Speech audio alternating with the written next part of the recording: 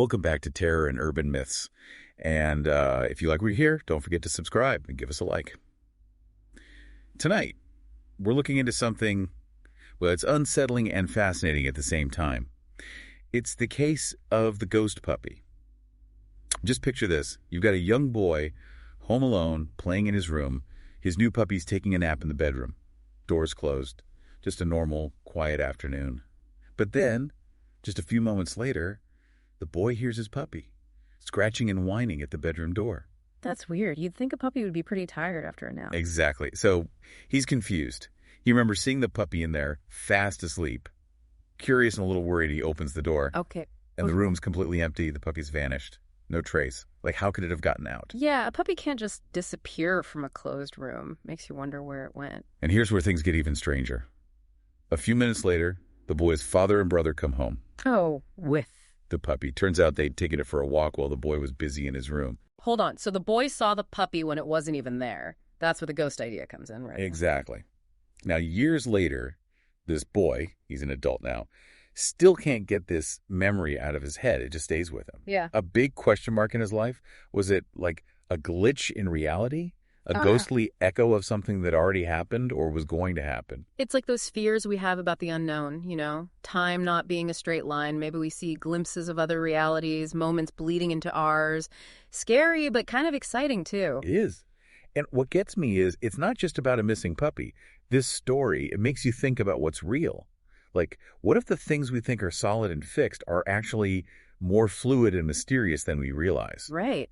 A simple event leading to huge questions. Cause and effect, past, present, future. What if our experience of time isn't straightforward? What if we're catching glimpses of different possibilities, timelines all happening at once?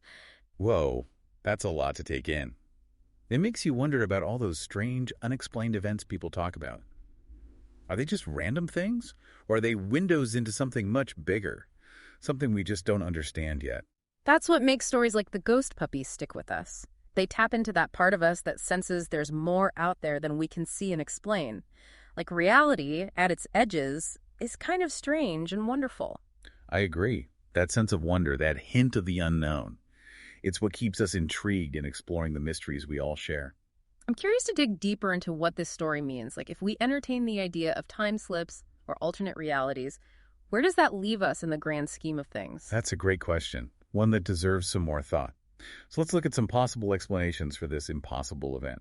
Could there be something paranormal going on here? A real haunting. That's definitely an interesting theory.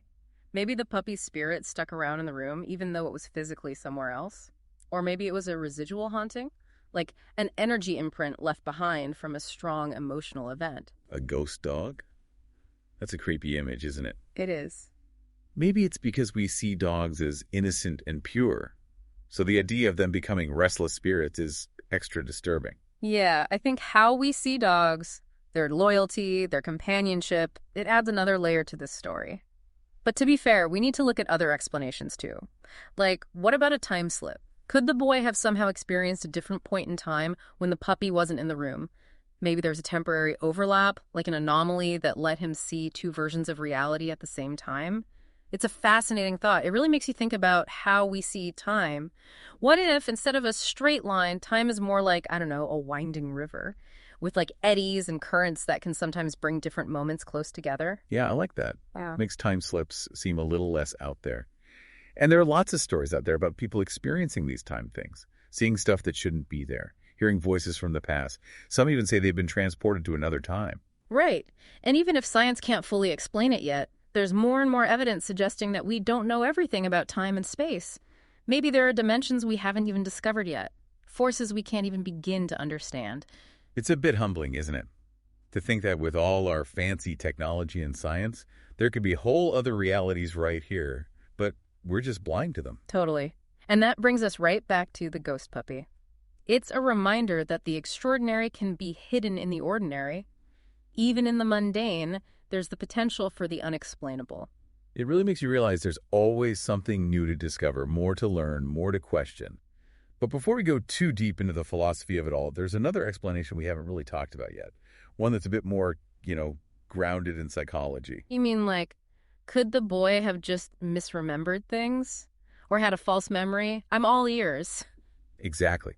What if the boy, maybe he was excited or distracted, and he just didn't actually see the puppy leave the room? Our memories can be pretty tricky, you know?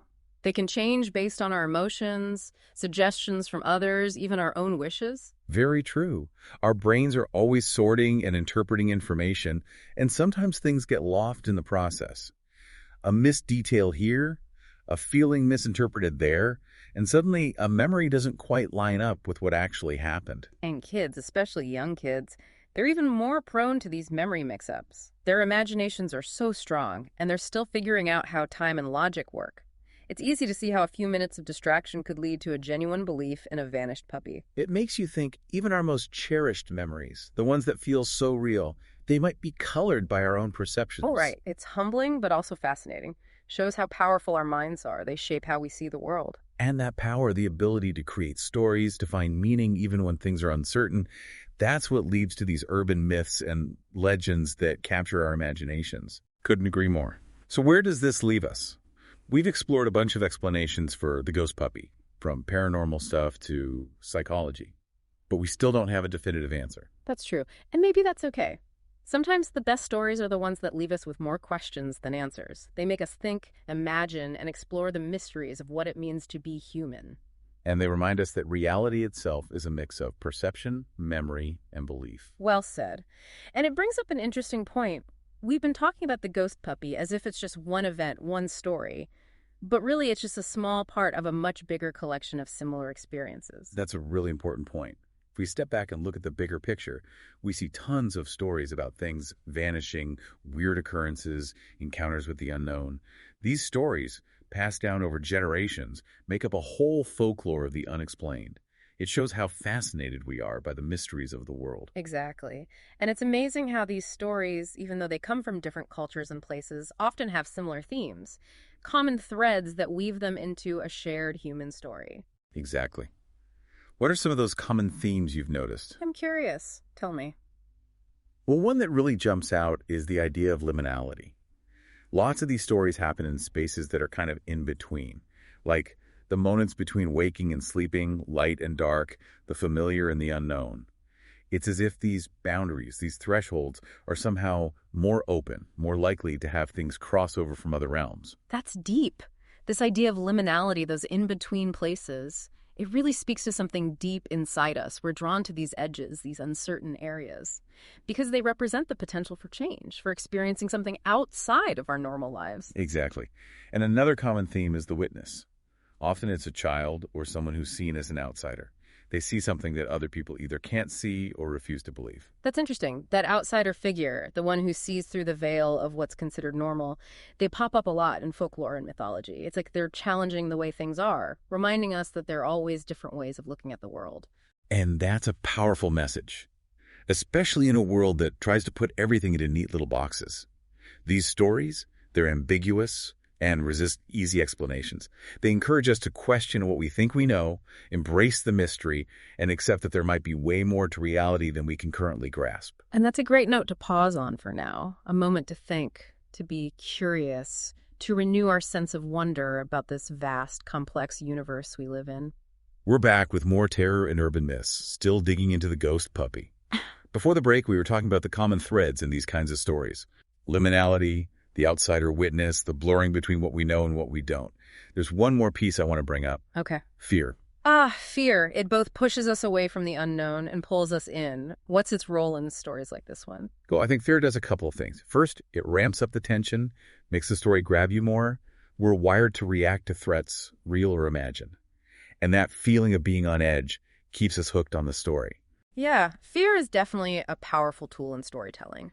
It gets your heart racing, senses on high alert, adrenaline pumping, makes the whole experience more intense and memorable. Exactly. But fear isn't just there for entertainment. It plays a deeper, more symbolic role in these urban myths, too. How so? It often represents the stuff we can't control, the forces that are out there, just beyond our understanding. Right. Fear, in a way, shows how vulnerable we are. It reminds us that we're not as in control as we think, that there are things in the universe that don't care about our logic or reason. And it's not just fear of the unknown, but fear of the unknowable. The idea that there might be things we just can't wrap our heads around, entities or forces that defy any attempt to label or explain them. That is unsettling. The idea that our minds, our very way of seeing the world, might not be enough to truly grasp what reality is. It is. Which brings us back to why we love these stories so much, why we tell them, share them, keep reimagining them.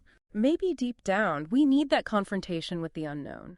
We need those reminders that the world is much stranger and more amazing than we usually think. You might be right. These stories, even with their darkness and creepy parts, they also offer a sense of wonder, a glimpse into all the possibilities. They push us out of our comfort zones, make us broaden our perspectives. They remind us there's always something more to discover, more to learn, more to question. Well put. There's another important aspect to these stories, too. The fact that they bring people together. We share them around campfires, whisper them to each other, pass them down through generations. They become a way of connecting not just with each other, but with something bigger than ourselves. Absolutely. These stories, whether we believe them literally or not, they tap into something shared. Those primal fears and fascinations that make us human. They remind us we're not alone in our experiences and our questions, in trying to find meaning in a world that can feel so chaotic. And that's powerful. To find comfort and connection when faced with the unknown. To build understanding through stories and shared experiences. It really is. As we wrap up our look at the Gosht Puppy, I'm just grateful for these kinds of stories. Me too. They spark our imaginations, challenge our ideas, and remind us of the mystery at the heart of being human. And I'm grateful for this chat, for the chance to explore these thoughts with you and everyone listening. It reminds me that the search for understanding, the quest to make sense of the world, it's a journey best taken together. Couldn't have said it better myself. Yeah. So, to everyone listening, thanks for joining us on this trip into the shadows. If you liked what you heard, don't forget to subscribe to Terror and Urban Myths and give us a like. And until next time, keep exploring, keep questioning, and hold on to that childlike sense of wonder. Who knows what mysteries you might find hiding just beyond the everyday?